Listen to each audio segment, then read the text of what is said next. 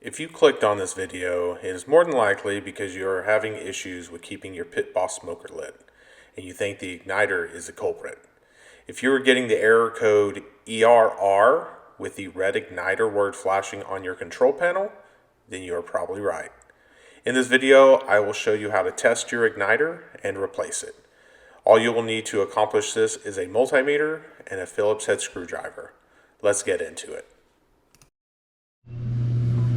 So the best way to test if your igniter is bad is by using a multimeter to test the ohms in it. So you can see this is the old one, the end is charred up, and here's the new one, nice and clean. So each igniter has different ohms ratings. You'll have to look up which one you have and what are the expected ohms readings. So all you have to do is grab both of your leads and get the connector end of your igniter rod. All you do is put one of the leads into one end of the connector and the other in the other. It doesn't matter which one goes in which. And you should get some sort of reading depending on the brand of your igniter rod. So as you can see, the old one has no reading. So we'll put that one aside and then grab the new one. And again, put the connector leads in each hole. Doesn't matter which one goes where. And you can see this one is reading 74 even. So this one is within limits for this connector rod. And I will post the connector rod that I used in the description. So to install it, all you have to do is get your connector rod. This grommet I've already pulled out. So slide the connector rod through the grommet, all the way through.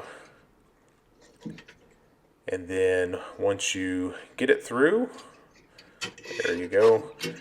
You'll slide it through the hole that the other wires are going through. It's a pretty tight fit, so you have to... There's some instructions inside, so you have to get them around the obstructions. Once you get them around, just slide it right on through. Pull it through a little bit. It's a very tight fit. I can only get 2 fingers in the hole. So we'll go ahead and leave it there.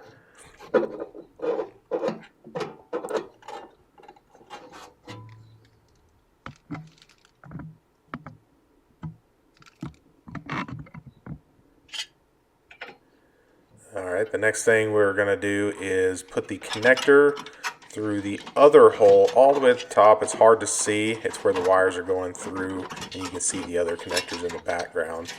So the first thing you got to do, there's another grommet there that you need to slide the connector through first. Again, it's a tight fit for the connector, but it's a rubber grommet, so it should move easily. That metal bracket that I'm pulling out of the way, you should be able to get it off. I had a stuck screw in it, and I didn't want to strip the screw head out, so it's just causing a pain in the butt, but it's easy to get around. So get the connector through the grommet. You see I'm having a little bit of an issue. It's a tight fit because of that bracket I couldn't get off there. So all I do, there it is, slide it through and pull it through the grommet. Alright, the next step, you gotta get that connector through the hole. Again, it's a tight hole, so just slide it through. And once you get it through, just pull the excess wire through. And find the other end of the connector that you need to connect it to. It's up there in the hole. It's pretty easy to get to, not too tight. And the connector only goes on one way and just clicks in place, just like that. Alright, so tighten it up in there. Alright, so now you need to get the connector rod into the hole where the tightening screw is. Again, it's a tight fit. I can't get my fingers in there and the camera, so we'll put it on the front end. So once you get it lined up, just slide it through. Again, tight fit with your fingers. So you want to slide it through. It's recommended slide it out anywhere between 1/4 and 1/2 inch.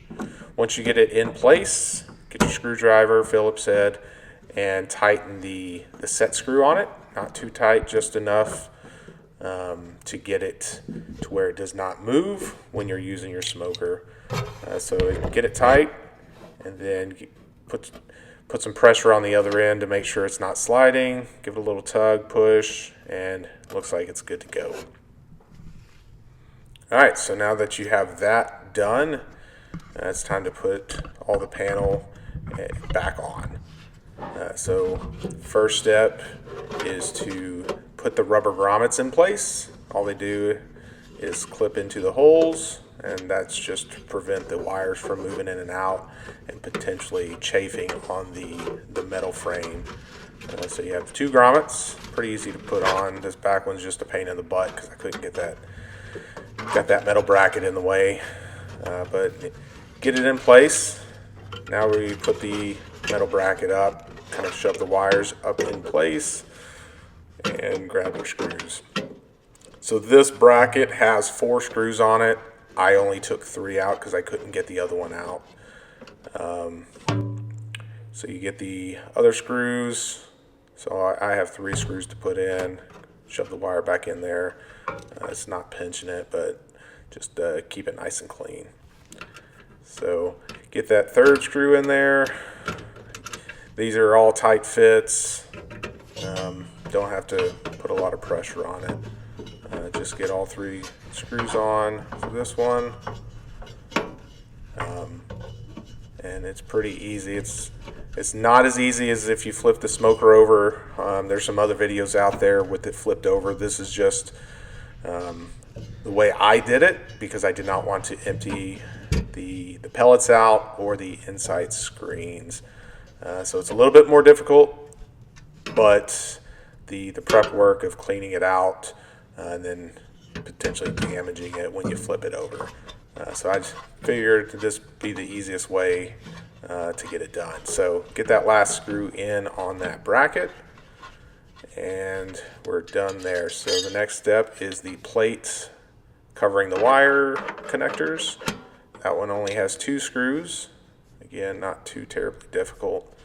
And yes, I do know there's a dirt dauber nest underneath there. I don't mind dirt daubers because they eat spiders, so we tend to leave them unless they're in the way or damaging whatever it's on. So we'll just leave those there. They looks like they're empty anyways. So just tighten the 2 screws up. Not too hard there. Just make sure you don't pinch any wires in there, and it's good to go. The next step is the other cover plate. This cover plate has 3 screws, very easy to put on. Again, you're just laying on your side trying to get it on, so it's not difficult, but you're in a weird position. So just get them started by hand. This is aluminum, so it's easily bendable, but I like to get all of my screws started before I tighten them down all the way.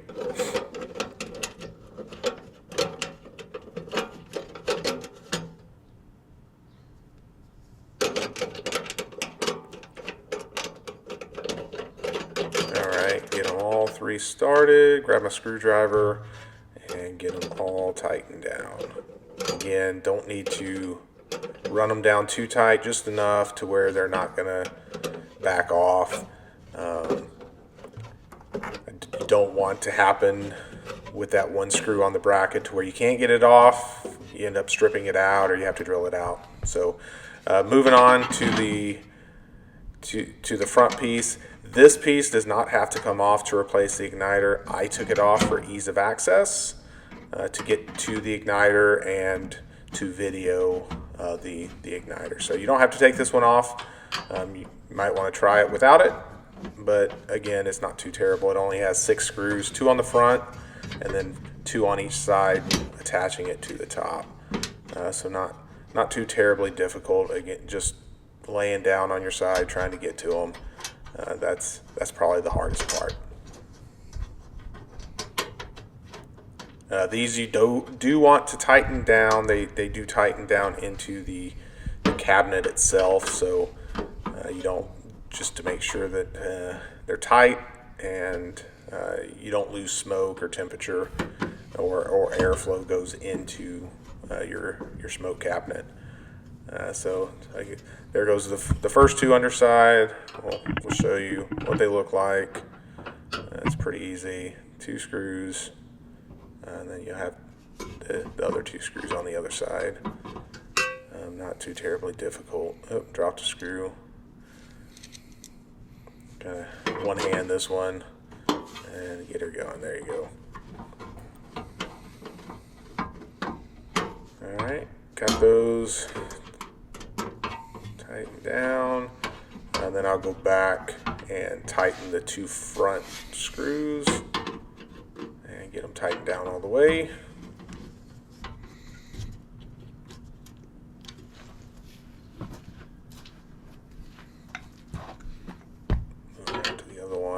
Just a few turns, tighten down, and now we can put the ash collector into it. Should already know how to put this in.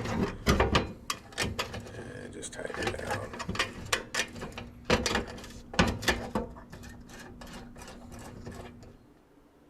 Alright, so next step is to plug it in and turn it on. Make sure it is working. So go ahead. I'll set my temperature because I do plan on smoking something today, and set it 60 degrees, and it is up to 182, so it is working and is sustaining and not shutting off. So there you go.